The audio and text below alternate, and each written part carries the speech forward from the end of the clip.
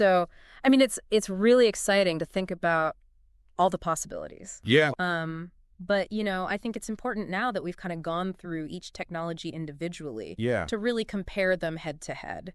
Okay. So, 5G nationwide versus 5G ultra-wideband. Well, let's break it down. Yeah. And let's look at, those key areas that we've been talking about. Okay. Coverage, Uh-huh. speed, device compatibility, and then, their potential for the future. Sounds good.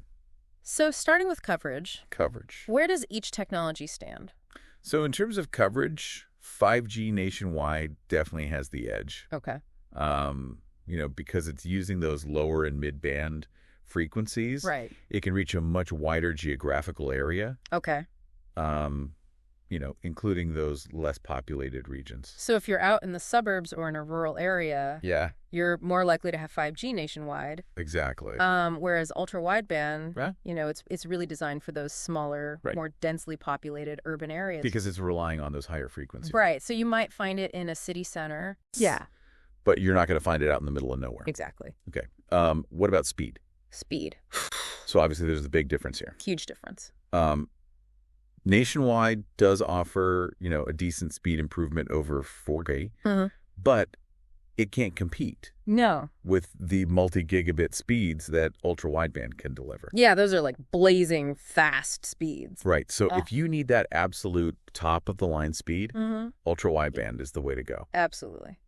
Now, what about device compatibility? Device compatibility. So, do most phones work on both types of networks? So generally speaking, newer smartphones that support 5G, they're designed to be compatible with both nationwide and ultra-wideband. Okay. But, earlier in the rollout of 5G, because nationwide was more widely deployed, right, and it was using those frequencies that were, more compatible with a wider range of devices, you might have seen a little bit more compatibility with nationwide. But as 5G technology evolves and becomes more standardized, I think that difference in compatibility is going to become less and less of an issue. Okay, so eventually it shouldn't really matter what type of 5G network you're on. Exactly. Your phone should just work. Hopefully.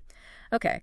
And then finally, let's talk about, the future potential of each technology. So both of them are obviously advancements over 4G. Yes. But, how do they compare in terms of their long-term impact?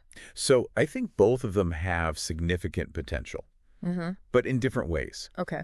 So, 5G nationwide, its strength is that widespread coverage. Right. So it's providing that foundation for broader connectivity. Yeah. And, enhanced mobile services for a larger population. Okay. But the speed limitations might hold it back from enabling some of those more advanced applications in those areas. Yeah, you're not going to be, controlling a robot from across the country. Right, exactly. Really.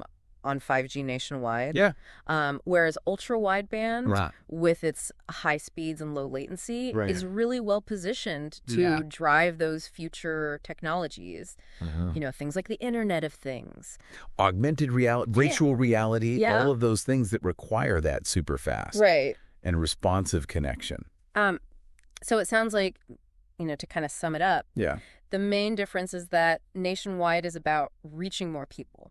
Right. Wider coverage. With a good connection. Yeah. Even if it's not the absolute fastest, and ultra-wideband is about that super high speed. Exactly. In a more limited area. So it's kind of like this trade-off between, widespread improvement versus localized cutting-edge capability. That's a great way to put it. So which one is better?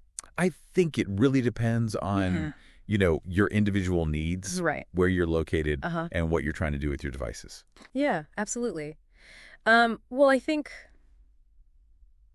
we've covered a lot of ground here. We have. And hopefully now when you hear those terms, 5G nationwide, 5G ultra-wideband, you have a better understanding of what they actually mean. Right. And what kind of experience they're designed to provide. Exactly. And, it's an evolving technology. Yes. So things are always changing. Right. But hopefully this gives you a good foundation. Yeah, absolutely. And on that note, Yeah. here's a final thought for you to consider. Okay. We've talked about this trade-off between, those widespread basic improvement and those, concentrated pockets of cutting-edge capabilities. Which approach do you think is going to have a bigger impact on your day-to-day life and on the future of technology and infrastructure? It's a good question. It's something to think about. Definitely something to ponder. All right. Well, thanks for joining us for this deep dive. Thanks for having me. We'll catch you next time.